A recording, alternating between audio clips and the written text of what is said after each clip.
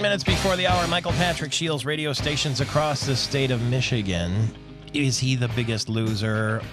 We'll see. Can't talk about it just yet, as I understand, because Jeffrey Nichols of Michigan is a contestant on NBC's Biggest Loser 2013 program and a friend of our Fox director, Rochelle Boudry. He is has a degree in sales and business from Western Michigan University, 24 years old, and weighed in at 388 pounds. Welcome to the program, sir.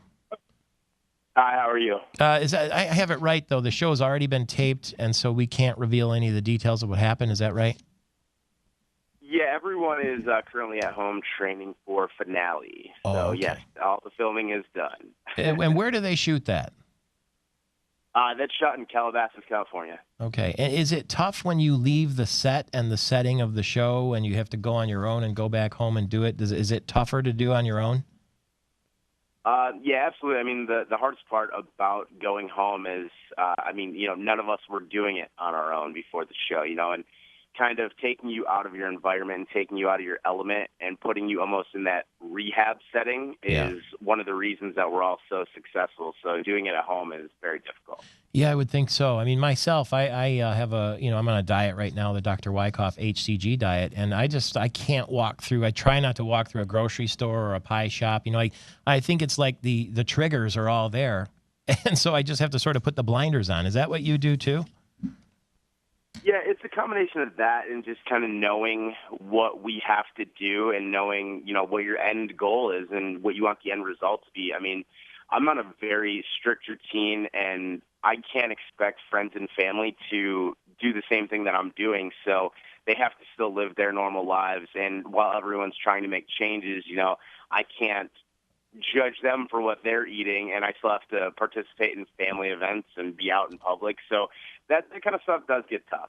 What is this? So you started, as I understand it, at 388, and what is your goal that you'd like to reach? What weight? I don't really have a goal weight in mind for finale. I just want to know that I did everything I could and that I lost as much as I could and remained healthy while doing it. And but in your mind, outside the contest, what number would that be? I think my living weight that I would like to get to would be around 220 pounds. 220. So that's, and I guess I can't ask you where you stand at this moment, right? Because it's part of the show. Yeah, unfortunately, I can't disclose that. So to get to 220 from 388. Tony Cuthbert? Jeffrey, can you give me one word to describe Jillian? Intense. How about Bob? Amazing. Okay. Bob's been on the show with us, I think, not that long ago, if I'm not mistaken. Now, what's the toughest food to give up? The one that, when you see in a television commercial or you think about that, it gives you the shakes. I would say anything potato related, French fries, mashed potatoes, baked potatoes, all that kind of stuff. I'm a potato fan, and unfortunately with the diet, it doesn't really work for the show. Can you substitute it with sweet potatoes? I try to stay away from potatoes in general. They're just a little too starchy for me, and as much as I would like to have it, I think that if I had it, even a sweet potato, that it would, it would send me down a bad road. How do you think you got to, and I know it doesn't happen overnight, but how do you get to 388? What do you think the cause was?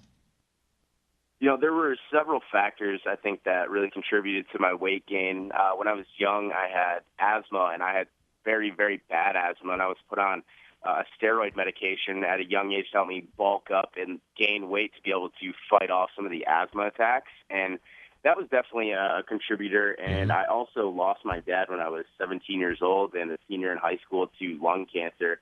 So that was another thing. It was a tough time for our family. And while everything was happening, even though it was a short time, he found out, and 6 weeks later he had passed away. But during that whole time, it was very tough. There wasn't a whole lot of healthy eating, and shortly after, it was just me and my mom that were left at home trying to take care of odds and ends. And then shortly after that, I went out to college. So, combination of all those things mixed with bad eating habits in college and a sedentary lifestyle and desk jobs, just the weight really, really added up from 17 to 24.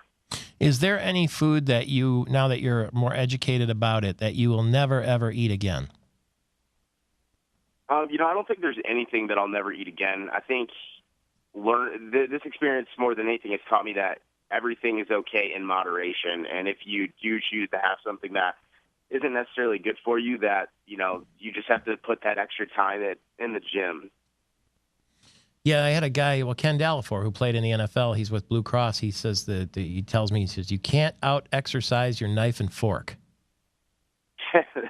I would agree with that. It's an interesting thing, because, one pint of Ben & Jerry's, you'd be on a treadmill for 16 hours or something like that just to keep even. And I think that's the thing, that we realize that now. We realize how many calories something is and how long it takes to burn that amount of calories. And it's just kind of the question of, is it really worth it? Tell me this, if you can. Give me an example from your memory of a day when, or a meal when, like, you really went after it. That you look back now, you can't even believe you ate that much. And what was it? That's a good question. Okay, so for instance, there's an Italian restaurant in my hometown, and they have this baked gnocchi, this cheesy, huge pasta dish, with all the bread and everything to go with it, and the soups. I would eat the entire serving of that, as much bread as I could, maybe a pop or two to go with it. And that would just be, one of my meals for the day. Yeah. So, that doesn't count the breakfast or the lunch or probably the second dinner that I would eat. I would have had that meal 3 times that day for breakfast, lunch, and dinner. Because could you eat a whole large pizza? I was one that would do more quantities throughout the day. I don't think I ever sat down and ate an entire large pizza. And that's the insidious part, because you don't know you're adding it up when you're grazing all day long. Good luck. We're behind you. Jeffrey Nichols on The Biggest Loser on NBC from right here in Michigan, Monroe.